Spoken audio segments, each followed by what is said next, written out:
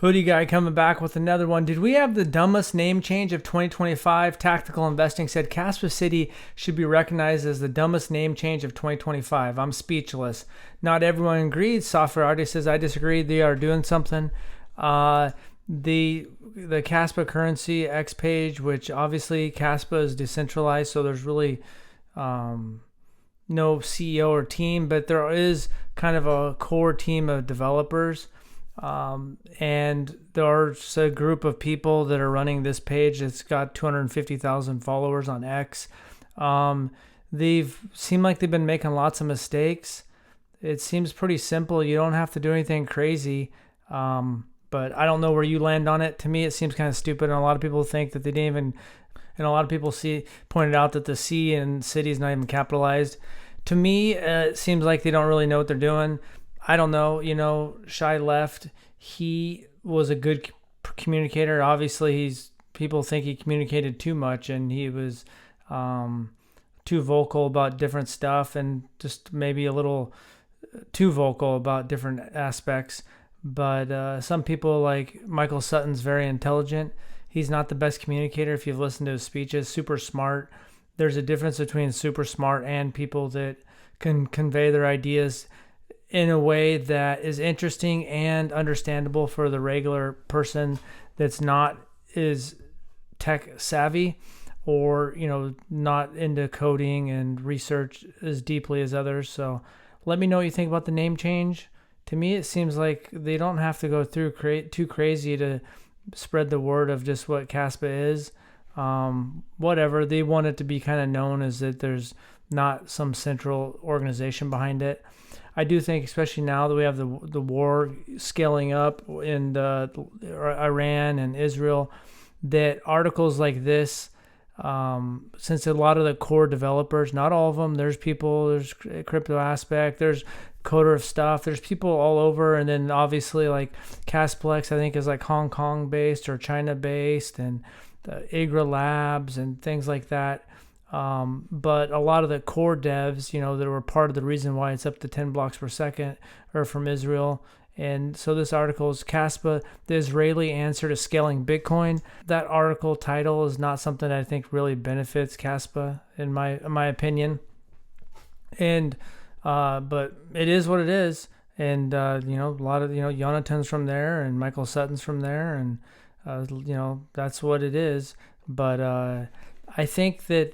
I don't think Jonathan's Satoshi. I know a lot of people like to think that, and you disagree with them. They bite your head off. But I think that if he was Satoshi, I guess, you don't have to come back as Satoshi and be pseudo-anonymous. But I think that Satoshi wouldn't come back and reveal his identity. That's just me. But that's just, I think that there is something about that immaculate conception when the founder is truly unknown, whoever it is. Has Kaspa been a good investment? So back on October 12th last year, I converted ADA to Kaspa. The ADA that I converted would have been up 81% since then if I would have held on to ADA. The Kaspa that I bought is down 49% since then. I have 32% of the amount of money if I would have kept my money in ADA.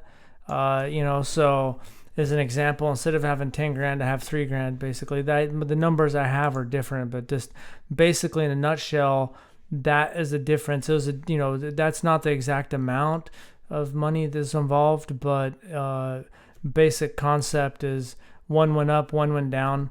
I know a lot of people that bought a penny or under a penny, but just that one, that's why I usually don't make a lot of moves in crypto, because then someone right now is maybe, most alts are getting hammered, and Kaspa's, okay, it's 42 on CoinMarketCap. It's basically doing what the overall market conditions are doing. I'm not worried about that. I'm just analyzing it. When I look, my first Kaspa buy was around 0.007, and I flipped it for a small profit, like a 2x, maybe a little over, and retook a serious position at 5 cents at the end of 2023, and half my bag ended up with a 6.5 cent average. So that's still up there, and one's kind of part of my bag's down a little bit, a dollar cost average, some other, I don't know the exact dollar cost average on everything that I have, but it doesn't hurt to look at what your investment is, because a lot of these projects we build up these colts, and if you don't step back and just analyze it, because at the end of the day, you are making an investment. And I feel good about Kaspa. I'm not sure some of these narratives are going to take off this cycle, maybe next cycle. But, you got things like Zelle. People who got into early on Zelle are up big. And if it could become the Uniswap or Pancake Swap of Kaspa, then that could be good. Right now, it's at a fully diluted $24 million market cap. The circulating supply, which I think it's better to look at the fully diluted, but the circulating supply is 5 million market cap. And, if it could become that for Kaspa, then it could be big. Now, at the same time, when you look at Uniswap and Pancake Swap had a lot of activity on the BNB chain. Obviously, Uniswap has lots of activity on, on Ethereum and its layer 2. So you got to keep that in mind, that Zeal is going to need a lot of activity going on. So there's going to be a lot of people migrated. You're going to need, millions of Kaspa wallets and things like that, the activity to really shoot up. And there's some narratives, I don't know, and the one reason is about looking at this is that I don't know. I mean, basically, shortly after I sold my ADA, it did a 3x. Obviously, it's pulled back since then, like all alts, and Kaspa went down. It's really hard to predict the future. And I feel good. And, when things are down, like you can see that the market went down when the war or Israel launched an attack on Iran. And then it's, Bitcoin has bounced back. Altcoins have bounced back on some level. In general, the markets keep going up. There'll be pullbacks and little bear markets, but it goes up. So overall, I'm bullish. And just looking that, so far, Kaspa hasn't really panned out as a great investment for me personally, but I haven't sold any and I'm still holding, and I think it's going to be a good cycle. And I don't know. I mean, I'm not selling now, and I could see you rotate. That's the problem, is I don't like rotating my capital around for the most part until it's really time to sell, because you never know. Right when you think something's not going to move, you rotate it to something else, and the one you are holding blows up. So there's some narratives I think could catch on once some of the smart contracts and L2s come online for Kaspa. And that's pretty much it. And let me know what you think about the Kaspa City rebound, if you don't care at all. And, at the end of the day, all these different narratives in crypto are stories, and you need more people to flow into the certain stories to increase exposure and just the amount of usage in your different blockchain or BlockDAG or whatever. So right now, obviously, there's a big, strong community with Kaspa, but there's more of the story that needs to get out there. And I don't know exactly how it's going to play out. So I don't think that it's going to, I just don't know. And I think that some people are over bullish.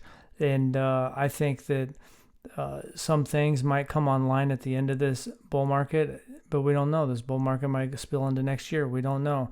And that's where you make the $1 million when you're making the right calls on that. For me, I basically lay out my positions, try not to shift too much. Once in a while I break that rule, but and then basically been building through the bear market. And once I feel like that the top is kind of near, I'm not going to play it perfect, but I'm going to grab profit the best I can and try to avoid the mistake. My biggest mistake is not missing profit, as most of my biggest mistakes in crypto are not taking profit when something pops. So that's all I got. Thanks for watching and have a good day.